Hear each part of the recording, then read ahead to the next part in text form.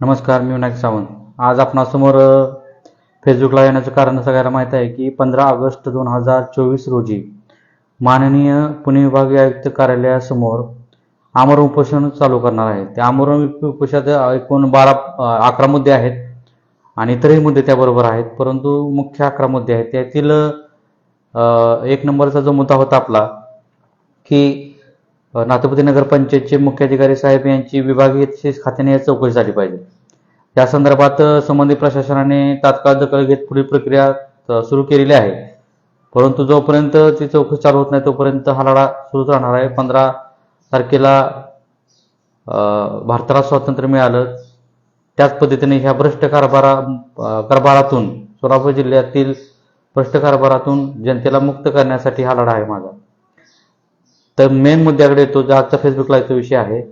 आणि महत्त्वाचं मला सांगतो की जी माझी 11 मुद्दे आहेत त्या प्रत्येक 11 मुद्द्यावरती दररोज फेसबुक लाईव्ह येऊन त्याचं स्पष्टीकरण तुम्हाला देण्याचा प्रयत्न मी करणार आहे. आणि ह्या संदर्भात माझी काय भूमिका आहे किंवा ते का केलं पाहिजे ह्या संदर्भात सुद्धा सविस्तर माहिती दररोज तुम्हाला फेसबुक लाईव्हच्या माध्यमातून देणार आहे.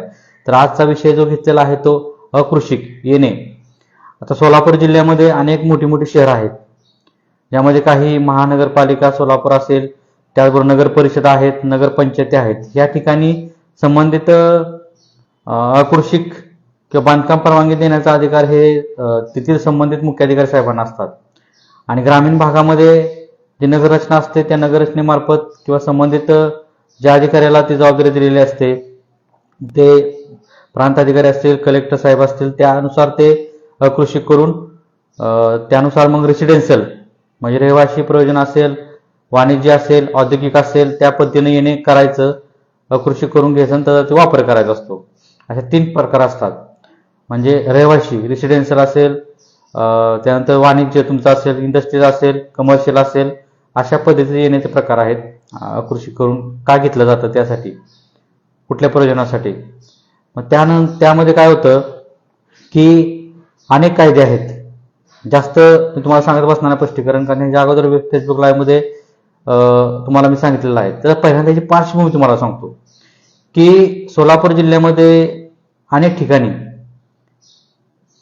येण्याच्या नावाखाली बेकायदेशीररित्या कागदपत्र सादर करून किंवा संबंधित तिथल्या अधिकाऱ्यांना हाताला धरून अनेक प्रकारचे बेकायदेशीर येण्याचे प्रकरणं मंजूर करण्यात आलेले आहेत.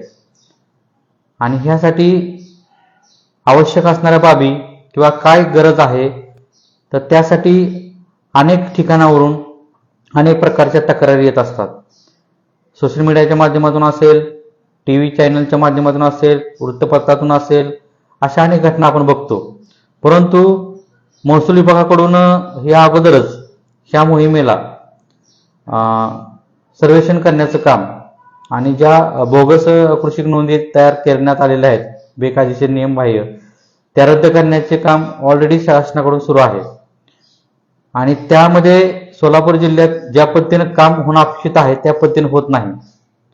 त्यामुळं शासनाला जागा करण्यासाठी आणि तात्काळ अकृषिक परवाना जो अनियमबाह्य बेकायदेशीररित्या करण्यात आलेला आहे अधिकाऱ्यांना हाताला धरून, या संदर्भात आपण मुख्य सचिवांना पत्रव्यवहार केला होता. त्यानंतर त्यांच्याकडून संबंधित विभागांना, मंत्रालयातील संबंधित विभागांना ते पत्रव्यवहार झाल्यानंतर तिथून पुणे विभागीय आयुक्त कार्यालयाकडे तो पत्रव्यवहार आल्यानंतर पुणे विभागीय आयुक्त कार्यालयाने तात्काळ दखल घेत माननीय जिल्हाधिकारी सोलापूर यांना ते पत्र पुढे फॉरवर्ड केलं की आपण ह्या लेखी स्वरूपात फॉरवर्ड केलेलं आहे. त्यांनी ती सूचना केल्या की आपण तात्काळ ह्या गोष्टीवरती योग्य कारवाई करावी आणि संबंधितांना कळवण्यात यावे. परंतु आज 2-3 महिने झाले, 3 महिने होऊन गेले.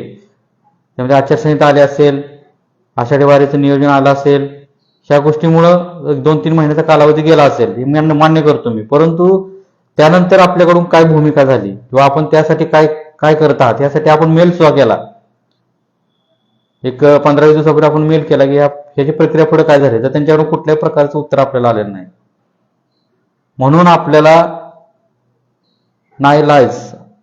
आपल्याला आमरण उपोषणाचा मार्ग निवडण्याची वेळ आली.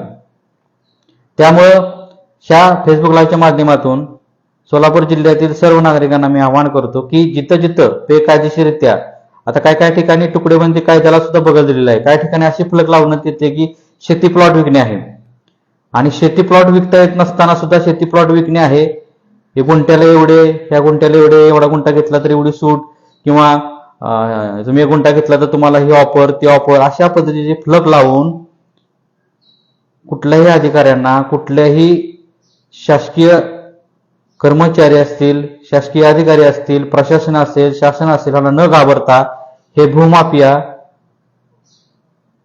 डायरेक्ट ओपनली शेती प्लॉट विकण्याचं धाडस करत आहेत. तुकडेबंदी कायद्याला, हे तुकडेबंदी कायद्याचं उल्लंघन करत आहेत. आणि एवढ्याच वगैरे बसत नाहीत, खाली त्यांचे संपर्क क्रमांक सुद्धा देतात. म्हणजे असे काही पुरावे आहेत. ते सगळे पुरावे आपण एकत्र केल्यानंतर असं लक्षात आलं की हे सगळं बेकायदेशीर आहे. काय काय तर असे बाध्य आहेत की गावठाणमधील जागा विक्री करायची आहे गुंठेवारीनुसार. हे असे फलक लावले जातात, म्हणजे अकृषी परवाना न घेता, टीपी सँक्शन न करता, काही ठिकाणी चुकीच्या पद्धतीनं फलकवर लावलं जातं, कलेक्टर येणे, प्रांत येणे, असं लावून बेकायदेशीररित्या लोकांची फसवणूक करून त्यांना 1 गुंठा 2 गुंठा जागा देऊन, रोटरी करून, स्टॅम्पवर लिहून दिलं जातं.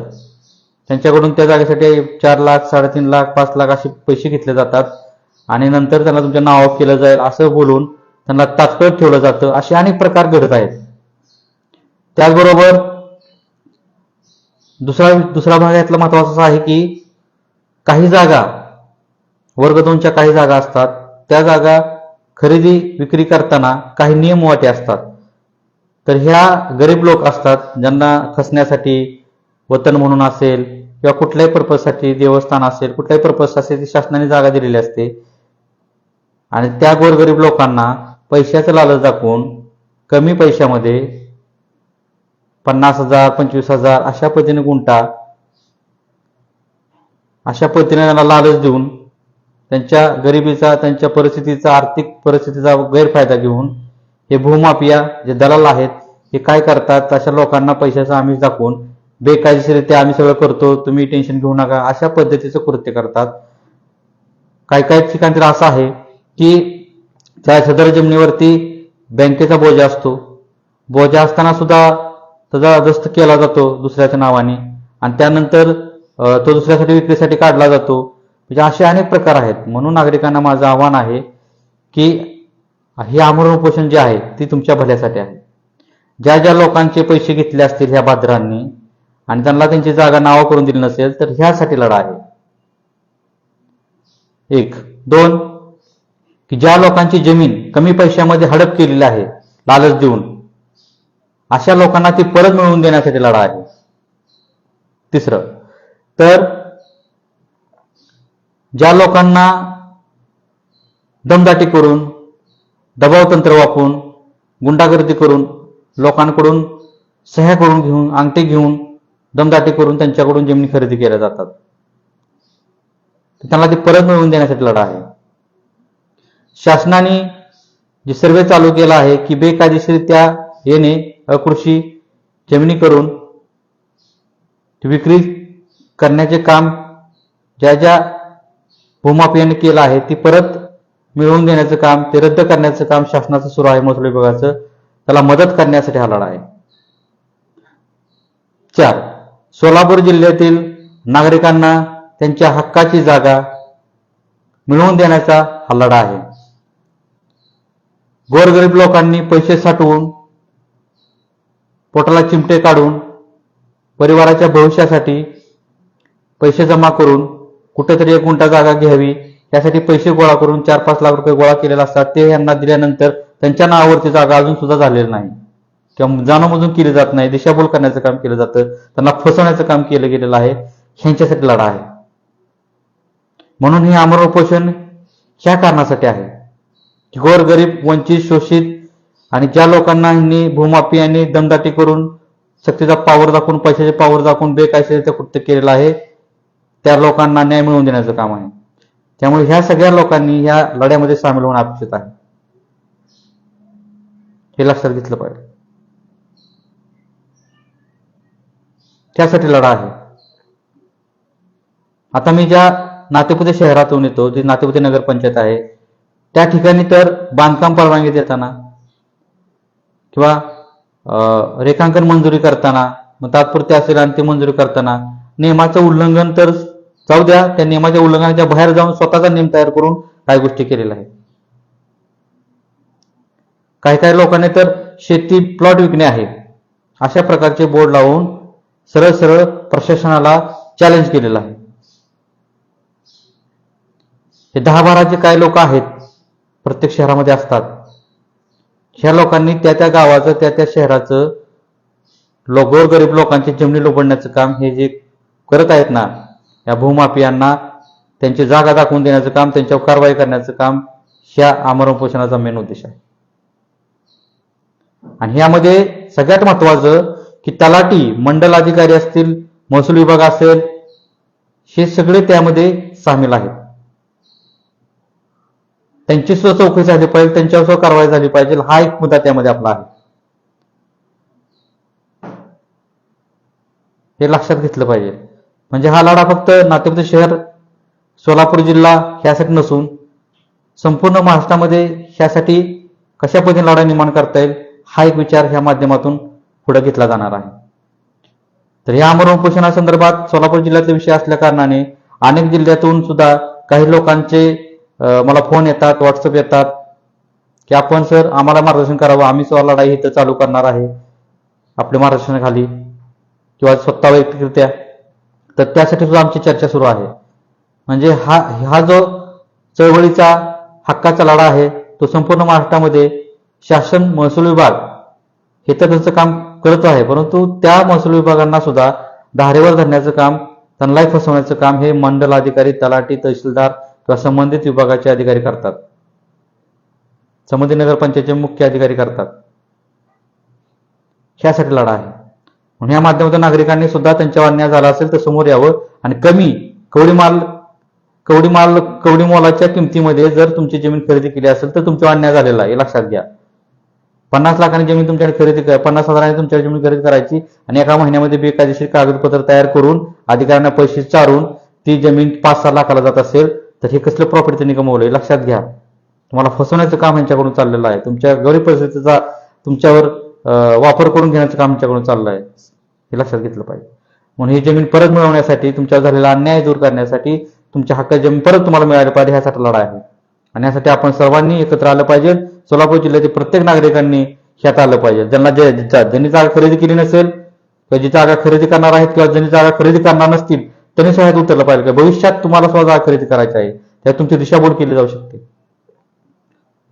बघा, तुम्ही प्रयोग करा. जी जमीन तुम्ही खरेदी करणार त्याचा 7-12 घ्या, त्याचा बोजा किती आहे बघा. तसं पाठीमागचं सगळं चेक रिपोर्ट तयार करून घ्या, काय आहेत ते फेरफार बघा. पाठीमागचे वर्ग 2 ज्या जमीन होत्या वर्ग 1 कशा झाल्या, या सगळ्या गोष्टींचा अभ्यास केल्यानंतर तुम्ही ती जमीन खरेदी करा. ज्या खरेदी येणे झालेल्या असतील त्या जमिनी संदर्भात आपण खरेदी करायला कुठलीही अडचण तुम्हाला नाही. पण ज्या जमिनी येणे नसताना येणे म्हणून लोकांना फसवण्याचं काम हे सुरू आहे किंवा बेकायदेशीररित्या ते येणे करण्यात आलेलं आहे, ह्या बाबतीत तुम्हाला सगळे चेंज रिपोर्ट वगैरे सगळे बघा. जुना 7-12 बघा, त्याच्यावरती काय बोजा होता, कुठल्या बँकेचं लोन आहे, काय आहे सगळं बघा.